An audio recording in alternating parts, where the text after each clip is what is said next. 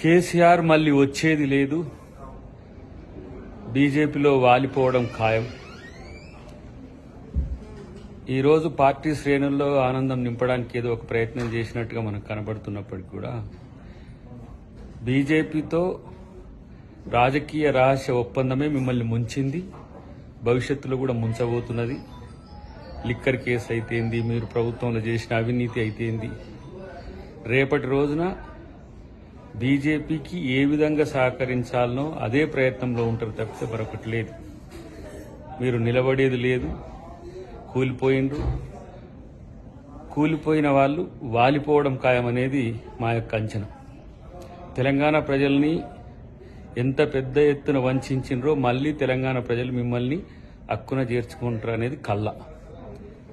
భారత రాష్ట్ర సమితి అని ఈరోజు తెలంగాణను వదిలేసి రాజకీయాల్ని జాతీయ స్థాయిలో చేస్తా అని చెప్పిపోయిన మిమ్మల్ని ఆ విధంగానే ప్రజలను బీజేపీతో కలిసిపోయే ప్రయత్నం చేస్తారు తప్పితే మిమ్మల్ని ఎవరు పట్టించుకోరు.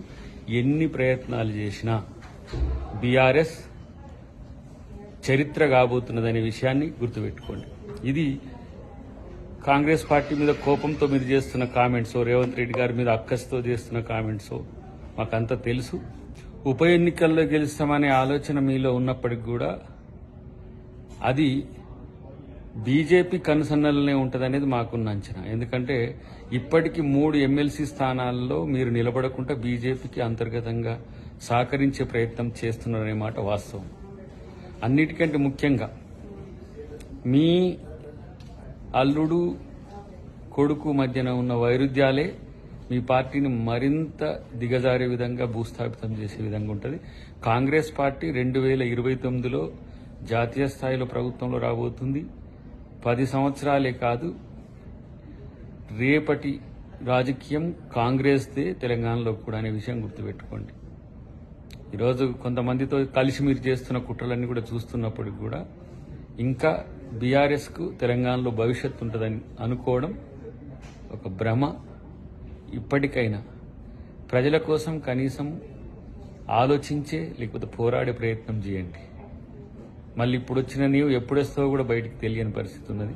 కాబట్టి డెఫినెట్గా కాంగ్రెస్ పార్టీ మీ యొక్క ఎత్తుగడల్ని వ్యూహాలన్నిటి కూడా పసిగట్టలేని విషయంలో లేదు, చాలా అడ్వాన్స్గా ఉంది. రేవంత్ రెడ్డి గారిని ఎదుర్కోవడం మీలాంటి నాయకులకు ఇంకా అయ్యే పని కాదు అనే విషయం గుర్తుపెట్టుకోండి.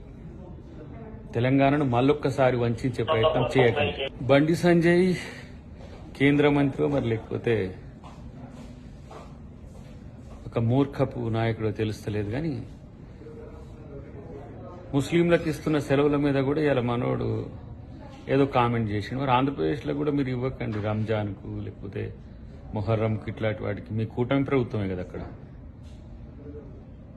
ముస్లింల మీద ఏదో విషయం జిమ్మితే హిందూ పోలరైజేషన్ అయిద్దని పిచ్చి భ్రమలు మానుకో మిత్రమా.